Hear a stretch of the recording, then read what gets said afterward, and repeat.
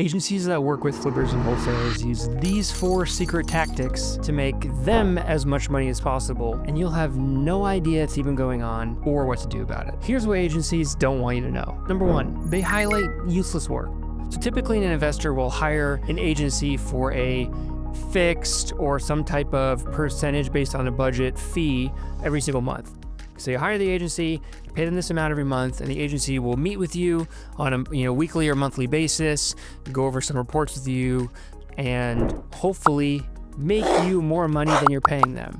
That's the goal, right? That's the goal. The agency's job is to make you more money, and anything else that they're doing needs to be in service of that. Oftentimes, an agency will share reports that have like a lot of fancy looking data on it, and they'll tell you, hey, like impressions went up, impressions went down, blah, blah, blah, but it's not actually helping you make more money. Meeting with you, there is value in that, in addressing your concerns, but meeting with you isn't making you more money. It's doing the work. The work should be optimizing your campaign toward your goals, analyzing your marketing funnel, addressing the bottlenecks, providing solutions, ideally solutions that are REI specific, that come from their other clients who are killing it, and strategically working with you to scale up your budget to make you more and more money as the time goes by. And that's what the agency's value, in my opinion, should really be. And anything else they're doing, whether they're kind of moving things around or showing you useless data, doesn't matter.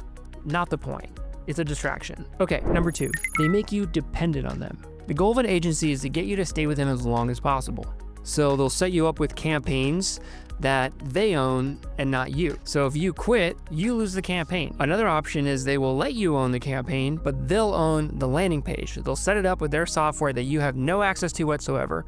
So if you do decide to cancel, they keep the landing page. And you know what happens with that if you're running Google Ads specifically, or any type of ads, when you switch landing pages in a campaign, it basically resets the campaign because the algorithm is learning based on the dynamic between the ads and the landing page, like the whole customer experience. So if the landing page goes away, basically all the trust that you build with the algorithm is now gone. It has to reset and start from scratch. So you're punished by canceling. A lot of agencies will also have it's called a white label CRM. So they'll pay another software company to use their CRM, but they'll brand it with their logo and offer it as a additional benefit or upsell for you. And CRMs are great. Obviously, I believe every investor should have one. But if you have one through an agency, then again, if you cancel with the agency, what happens to that CRM? Because it's a huge pain in the ass to switch CRMs and to migrate that data over, right? So you just want to be very careful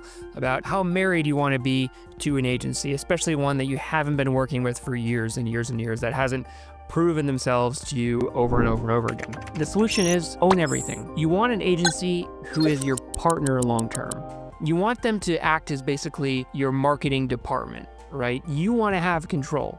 They work for you, not the other way around. Number 3, they intentionally cause confusion.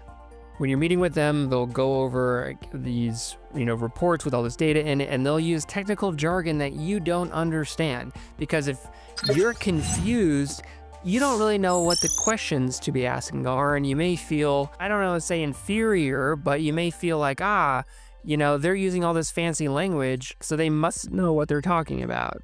When in reality, their job should be to communicate with you in a way that you understand. They should meet you where you are. And if they can't simply communicate exactly what's going on in a way that you understand it, then they're not doing their job, and maybe they don't really understand what's going on in your business with the campaign. With online marketing especially, there's a lot of data points out there, right? There's, with a Google Ads campaign, right? There's impressions and impression share and click-through rate and cost per click and conversion rate and all these different metrics. And on any given month, some of the metrics will improve and some of them make it worse.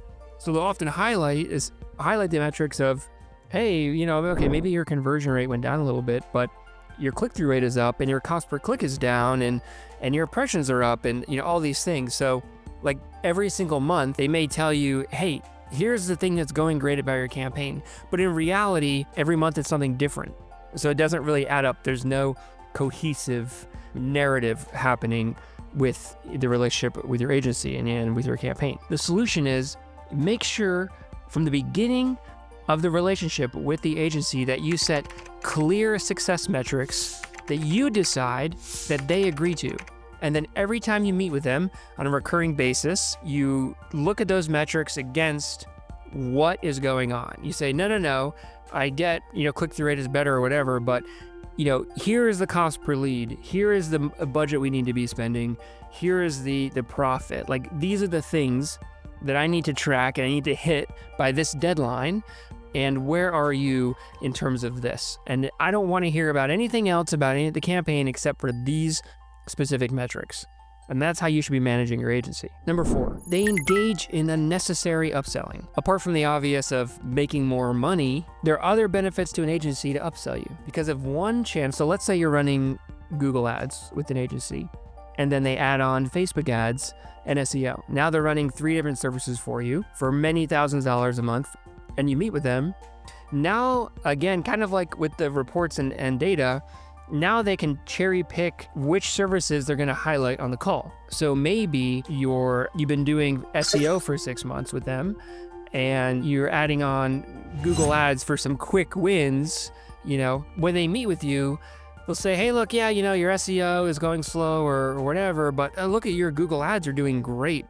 Or they may not even tell you about each separate channel. They may just say, hey, this month you generated 50 leads, and let's talk about those leads and if you got deals for them. And even if you're running 3 services with them, they may not break down, okay, of all these leads, how many came from Facebook, how many came from Google ads, how many came from SEO. So you can make decisions about, okay, well, like, I'm paying you for 3 services, but it's actually only one that's producing 90% of the results. Not only the money I'd save on fees, but all the budgets from the other campaigns to this one, right? You're gonna have a better ROI that way, even if the agency makes less money. And it will hold the agency more accountable to making sure that one specific service is going really well. So the solution to this, focus on one channel until you max it out before you add a second channel in. And how do you know if you maxed a channel out? A generic rule of thumb is to increase your budget by about 20% a month if you're looking to scale. So do that every single month.